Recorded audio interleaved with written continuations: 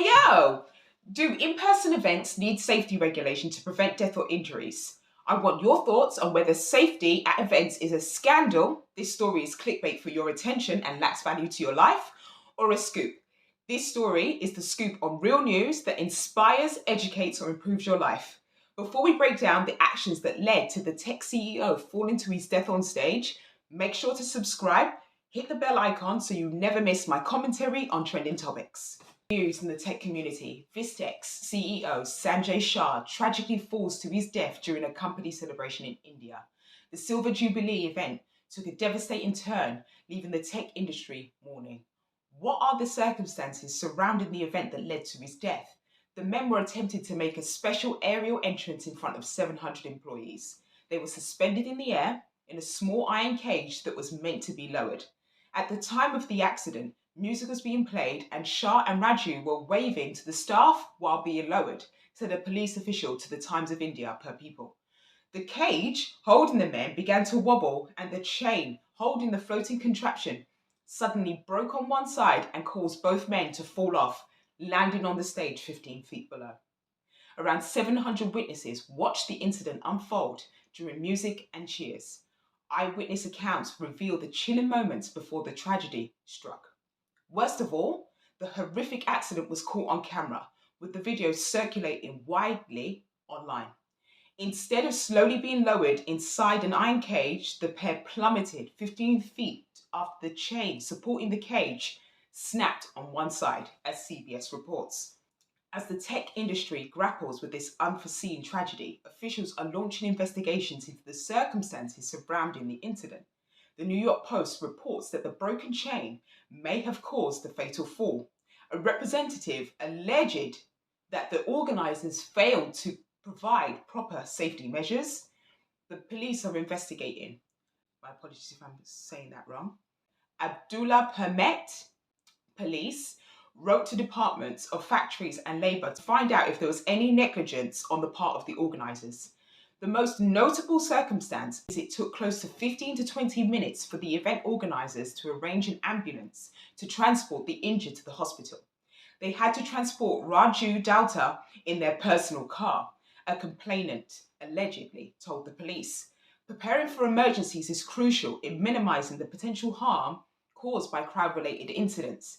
Event organisers should establish clear emergency response protocols and ensure the availability of trained medical personnel on site. Conducting drills and rehearsals can help familiarise both staff and attendees with the necessary actions to take in case of an emergency. Do you think swifter emergency response after the incident might have increased Shah's chances of recovery? Sanjay Shah, the visionary behind Vistex, started the advisory service company in 1999. With clients like Coca-Cola and GM, Shah's impact on the tech industry is commendable, with the company growing to 20 offices across the globe. Under Sanjay Shah's leadership in the Vistex Foundation, his passion for lifelong learning and an appreciation for the importance of giving back is how Vistex will continue to remember Sanjay's legacy. We are still awaiting updates with regards to Raju Dauta's current condition post the accident. We will share an update once that news has been confirmed. So our thoughts are with the company president, Raju Dauta, who remains in critical condition after sustaining a severe head injury.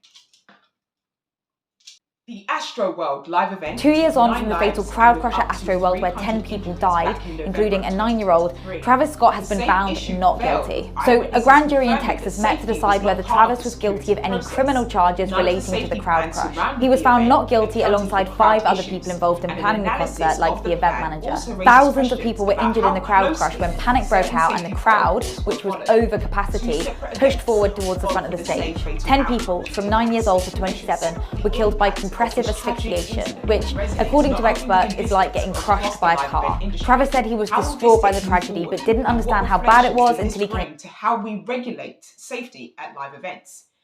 Be a part of the debate by leaving a comment on high-risk safety measures you would implement to change this.